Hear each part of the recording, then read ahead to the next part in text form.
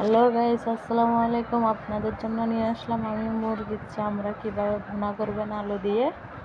দেখুন, এখানে আমি মুরগির চামড়া পরিষ্কার করে নিয়ে নিয়েছি। আচ্ছা, ডেনা নিয়ে নিলাম, আলু, মুরগির পায়খানা, পা, চামড়া সব মিক্স করে দিয়ে দিলাম। একটু কড়াইতে তেল দিয়ে দিলাম, মরিচ, পেঁয়াজ,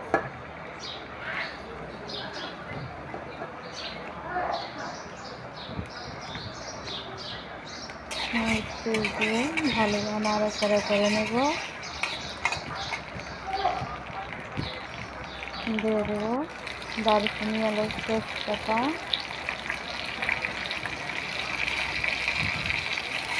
দিয়ে আবার ভালোভাবে নাড়াচাড়া করে নেব।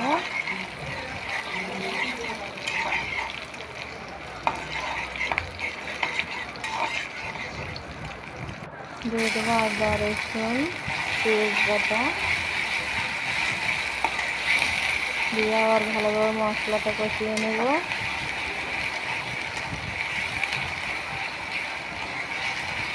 তারপর দিয়ে দেবো গরম মশলা, দিয়ে দেবো মুরগির রাঁধুনি মশলা, দিয়ে আবার ভালোভাবে নাড়াচাড়া করে নেব।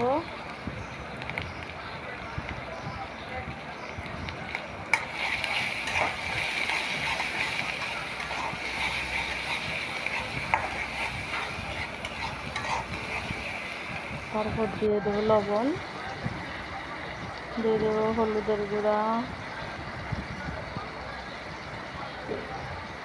দিয়ে দেবো মরিচের গুঁড়া। আবার মশলাটা কষানো নেব। আপনারা যারা আমার চ্যানেলে নতুন আছেন তারা অবশ্যই চ্যানেলটা সাবস্ক্রাইব করবেন, পাশে থাকা বেল আইকনটি ক্লিক করবেন, অথবা লাইক করে দেবেন। এখন আমার মশলাটা কষানো হয়েছে, দিয়ে দেবো পরিমাণ মতো পানি,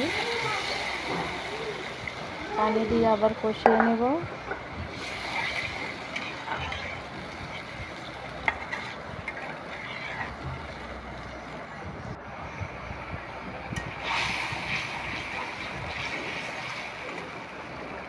যে মশলাটা কষানো হয়ে গেছে, দিয়ে দেবো মুরগির চামড়া, পা, মিক্স করে সবগুলো দিয়ে আবার ভালোভাবে নাড়াচাড়া করে নেব।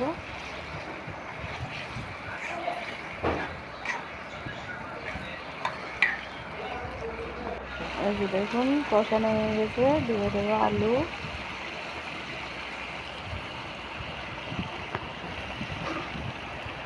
দিয়ে দেবো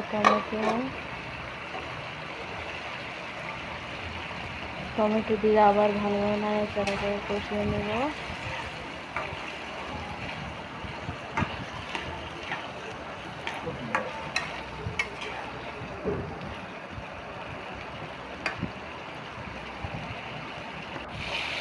কষানো হয়ে গেছে, দিয়ে দেবো পরিমাণ মতো পানি,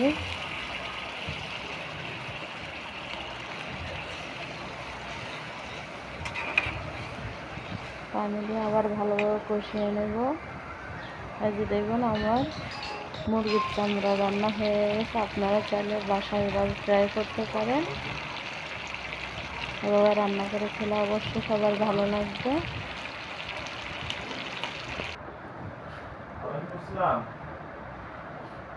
দেখুন কি লোভনীয় লাগতেছে। আপনারা চাইলে বাসায় ট্রাই করবেন অবশ্যই।